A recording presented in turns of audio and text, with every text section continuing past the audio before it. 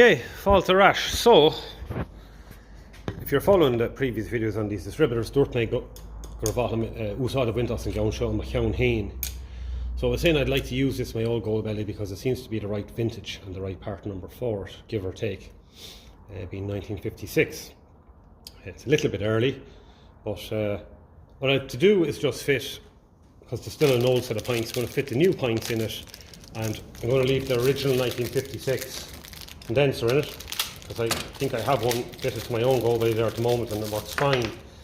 So I'm just going to quickly do a little swap here of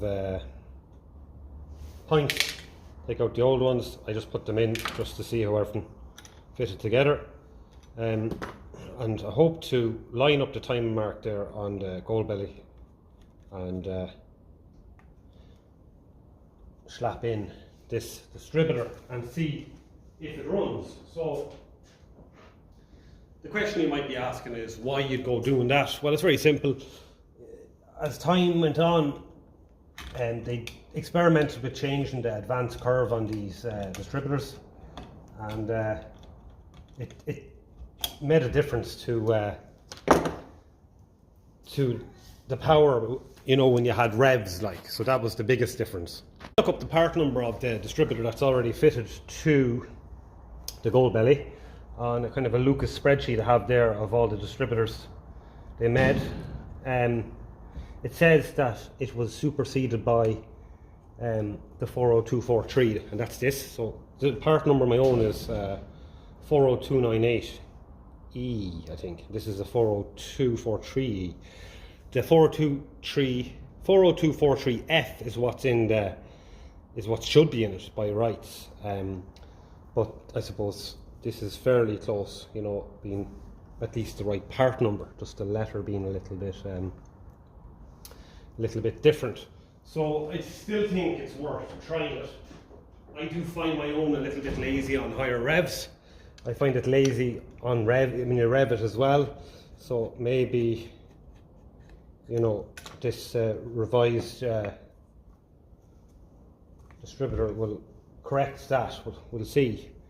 But I do think it's few relevant off anyway. I think it's worth trying. Shouldn't take. It's not a big job to do. It's not like we're, you know, taking a diesel pump out of a diesel engine and you have to bleed and do spill timing and all of that. Like, it's that's the beauty of these. Like, you know, you just line up your timer marks. You're not affecting the fueling at all, you know. So that's Tin Nishan Finty, the whole pints. Yeah, so it's worth trying. I think it's worth trying anyway.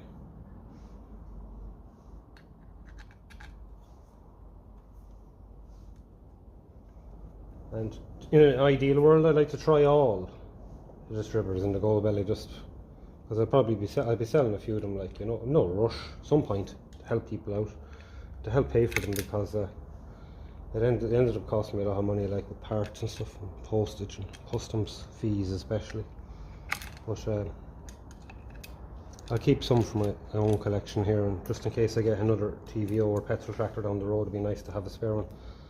But I am slowly learning how to do them up. As if you're following the videos, you'll see, you know, we've got them at least looking better anyway, but not that that's important. We have gone through, you know, the bearings, and that's the most important thing anyway, to get the the new bearing in if it needs it, because if you don't and this starts wobbling, your pint cap is going to be all over the place and it'll be spitting and farting.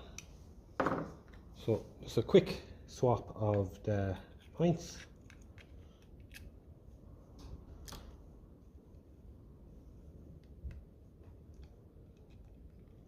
We have that in right, we do. Snouty pliers.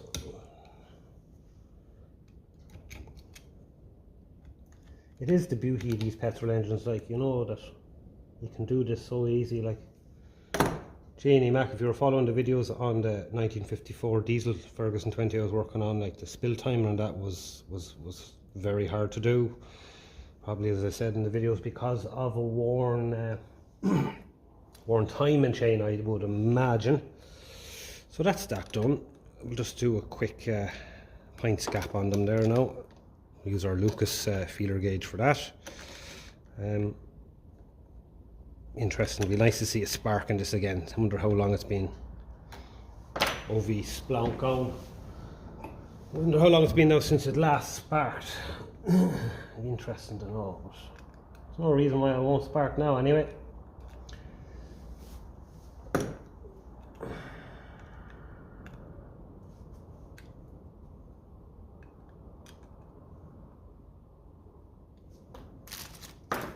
So it's a little bit of pressure, close the gap there a little bit. I suppose it would help if I had it on the cam. So my hand fósig foul, I'm still only learning.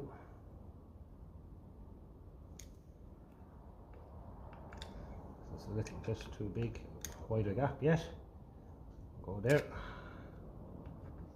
Still too wide.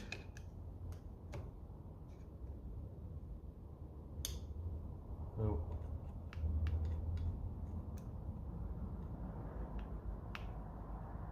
I'm struggling to get that gap to close anymore, which is strange.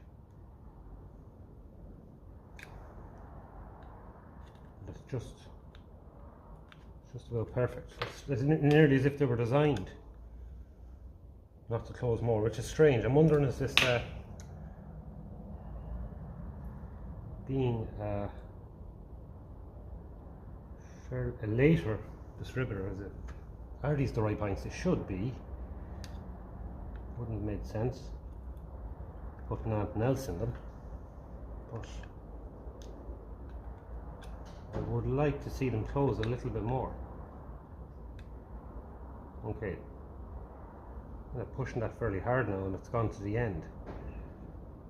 It's still a little bit too wide. Isn't that an interesting one now?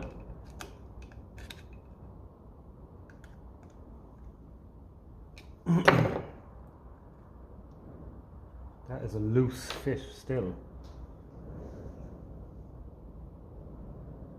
That's interesting now, isn't it?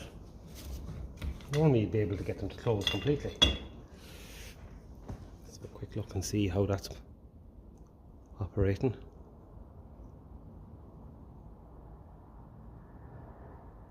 Yeah, so that's definitely on the cam there. Dwelling there. Right, that's a good one now. And it's nearly touching that lad there. I think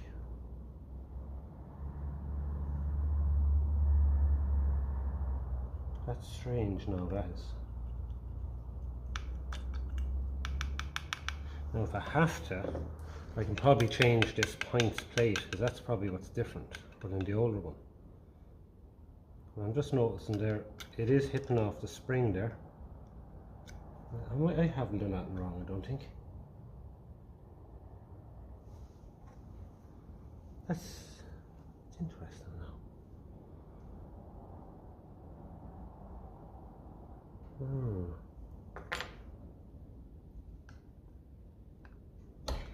He said it's just like it won't close anymore.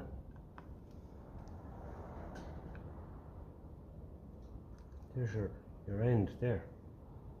It's just, and this I noticed when I was putting it in is kind of, it's nearly hitting off that. Like you wouldn't want the pints gap to be bigger because it's nearly hitting it.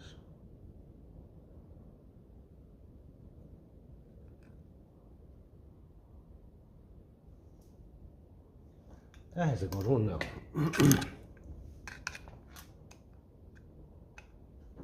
So maybe there's a difference to the pints needed for this, is there?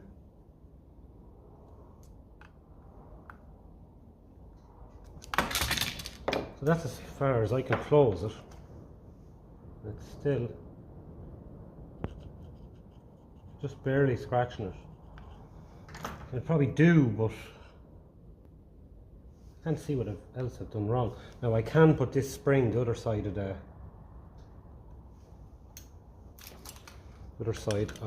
condenser bracket. Maybe that'll clear it a little bit more. That, yeah, it will. It's just one of them things that just looks all just a little bit too tight for my liking now. I have a 59 or 58 one over there as well. I think 58. So we'll see, does that have the same problems as well when it comes to doing it up, because I know there's a different bearing in that one. So we'll just pull that up out of there. Try and get it behind the condenser bracket, like so, and we'll go with that. That's clearing the point there anyway, so that's good. That's something. That'll be for lining up.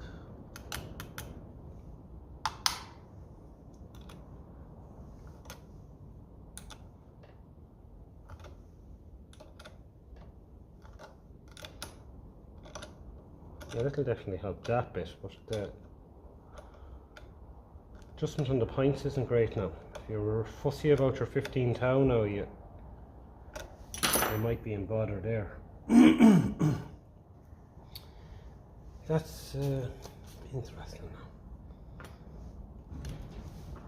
Let's try it one more time and see if we're anywhere better there now. That's it, dwelling there. Well and open.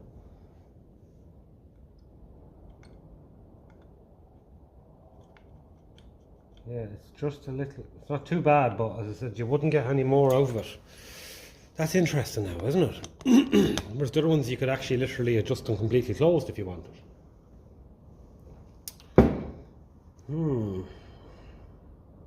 Anyway, we'll go with it, we've no choice. So that's ready to go. So we'll move over to the tractor now. We'll put that in our flywheel at, what's it at? Top dead center, or 10 degrees, whatever it's at. It's at the time mark anyway. So we'll spin it over and take off the distributor cap first so we can see what cylinder it's firing on.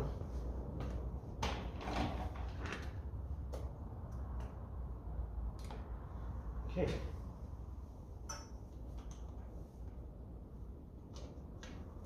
So it's just coming up actually there. Turn it back.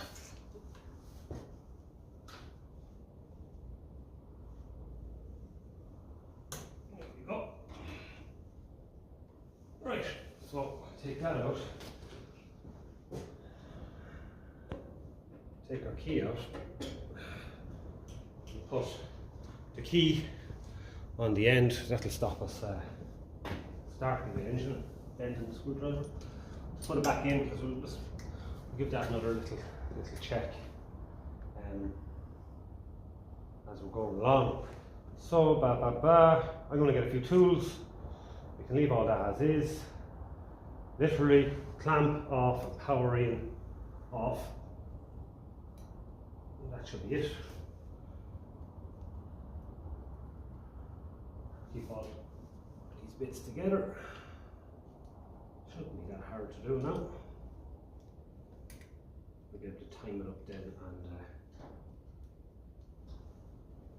it'll be interesting to see. Now, I could do with having a radiator and leave it on for the weekend and bring it for a few spins and see what it's like coming up to a hill and stuff, and give it a bit of a rev on the road. I think that would be the best option. But let's quickly get a 7/16 spanner.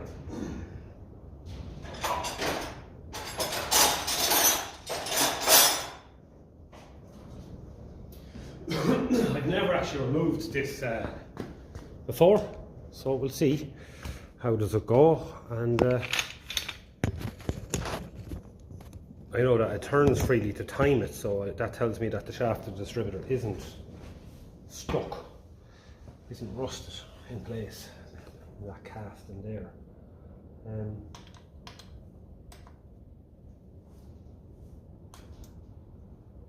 There we go, it's twisting already.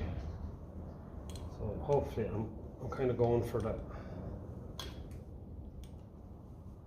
clamp here and hoping that that's going to be enough to get it up and out. If not, I'll take off the two 7/16 nuts there. Just give it a little pinch here, just widen it a bit. There we go. Okay, so this has never been lifted before. My ownership. There we go. So she was getting oil anyway. Beaut. Okay, let's go back to the bench for a minute here. Actually, we don't need to go back to the bench. What we'll do is we'll just try this for a fit here. Might give that a clean out because it's a little bit mank, so we'll just get a bit of white paper and a bit of that stuff. And give it a clean out. I have to say this tractor has not been plagued by rust anywhere, thanks be to God. Wherever it was stored was very, very dry, I think. I'll just give that a bit of a clean, the greaser wipe. Lovely. Nice drive gear in there, nice dog gear. Okay, and what I'll do is I'll quickly just put a rotor arm on this and I'll get it, well, maybe I don't need to. Oh, I do actually, yeah. The slot on this is backwards.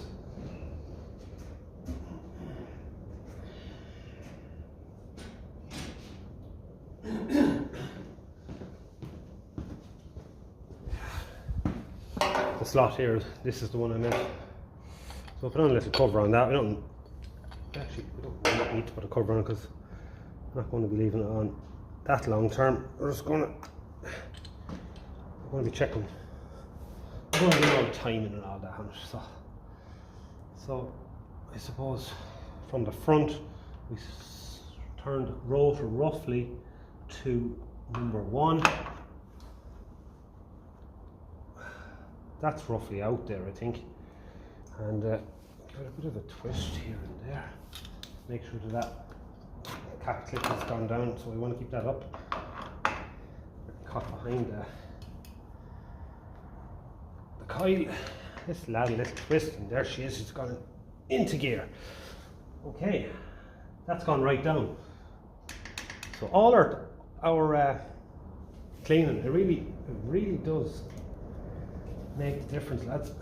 Makes life a lot easier. Okay, so I suppose this is going anti-clockwise. Boo, boo, boo. So how do we want this to be? Yeah, we want the points just starting to open, so it's going to be somewhere there. Brilliant. But one thing I can see here straight away is our lad here is too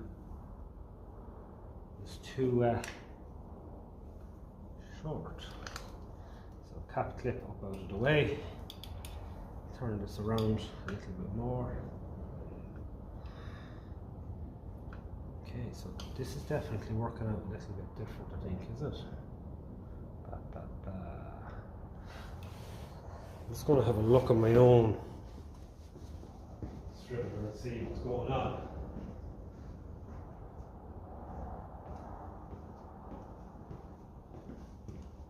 Okay, so my own one is looking something like that. You can just feel it starting to touch the points there. So I'm just hoping that this thing is actually on the right way around, that's all.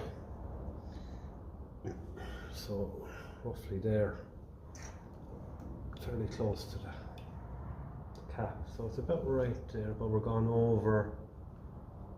So we do need about that length in this particular distributor, and that's longer than our wire.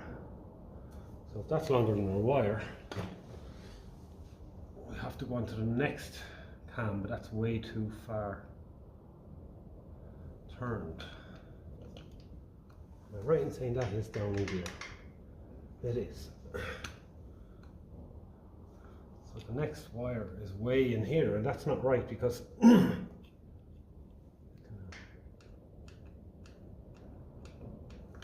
make sure them springs are strong enough compared to my own. Okay.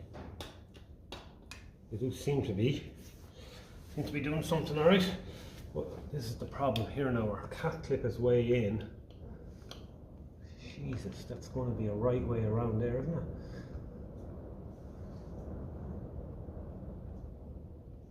So our pints are just starting to open now there.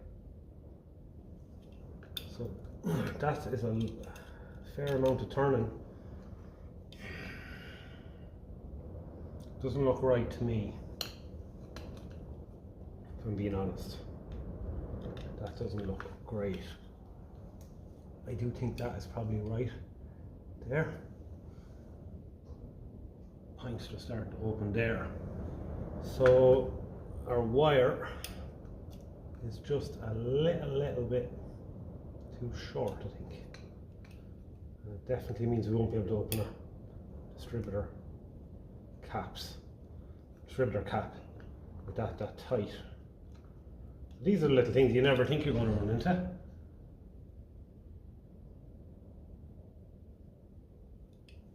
I think you turn it anti-clockwise. Am I saying that? It turns. No, do you know what? It turns anti-clockwise. You can see the direction there. So yeah, so that's it there. Just there. Is that too? That's not too bad, is it? No, that's better. That's a lot better. Okay, just trying to make sense out of the whole thing. Sure, the directions on the distributor rotor arm. Well, let's get the nuts and bolts there at that and tighten them up. Yeah, sometimes you just need that. You just need to make sense of things. Takes a second. Oh, I might just put a washer in front of that nut because I don't want that to shorten out. Mind you, it won't with that.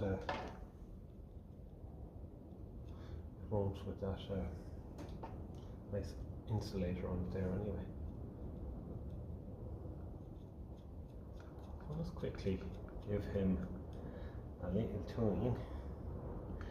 That's our power in sorted nearly.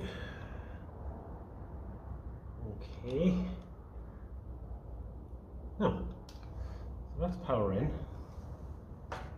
Okay.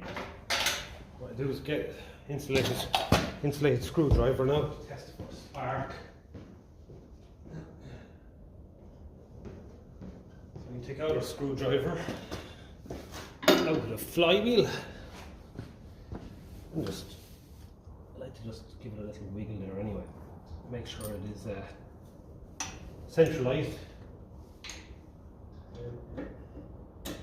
Our ignition is on. Our pints are closed, I think. Okay. Yeah, we got a nice spark there, guys. I don't know, can you hear that?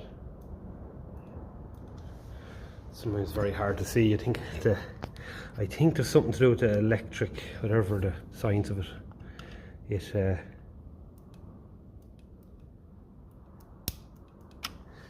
affects the camera, I think. But you can definitely hear that. It's sparking well. So I'm just going to get a bit of gear now, and we're going to just try timing it. And then literally just turn on the fuel and see there's a run. So I'll go get them few bits and we'll come back. Okay, so we got our timing light on here. So we turn on our ignition and the timing light comes on.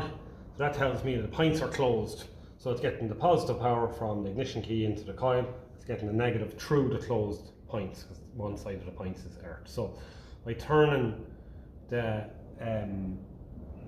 distributor, I think it's clockwise because it turns anti-clockwise, you can find a point where the pints just open and that breaks the connection. So that's it there. Simple as that. And then we get our 7/16, just give that a little nip up without turning the distributor. Let's give it a nip. That should just hold it in place. Yeah. So what else do we need in there to run? We don't need anything. We have our whole shebang. Why did I took that off? I don't know. Oh yeah, because I thought I was putting the cover on, but we don't need to put that on to start it.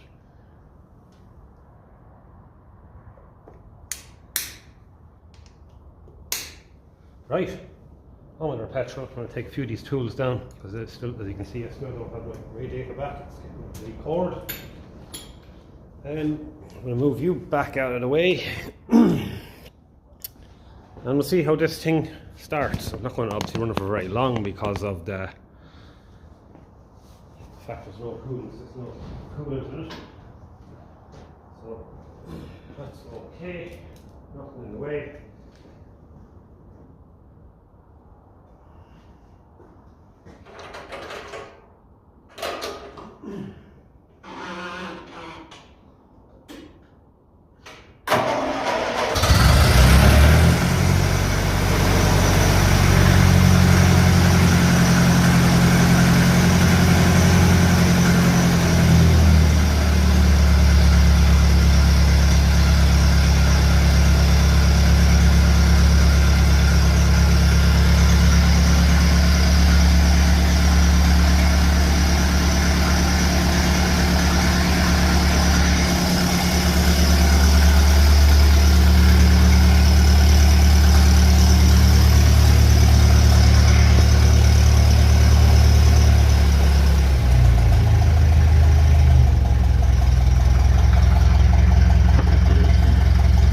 That's what I like.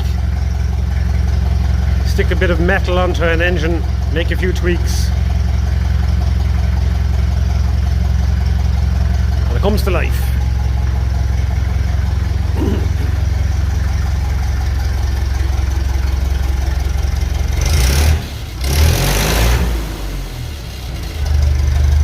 Definitely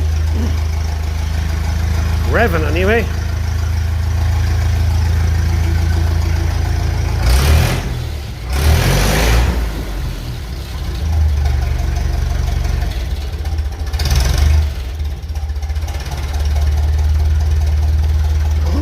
So I suppose the question is that going to work better?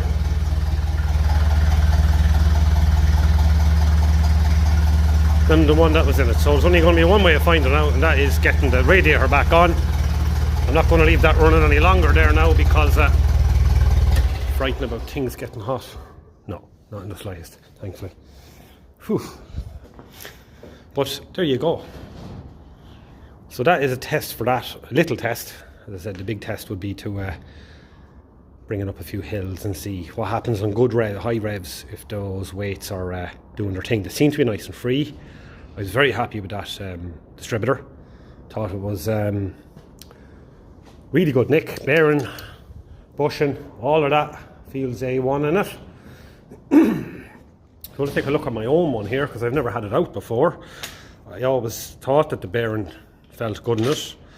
But I suppose when you take it out, that's when you can have a feel of the bush. So this particular distributor was superseded by, in other words, the one that's fitted there came after this. So I have to say it's very, very negligible. You can barely feel any sideways movement. I'd say about less than 2 thous, I'd say, in that.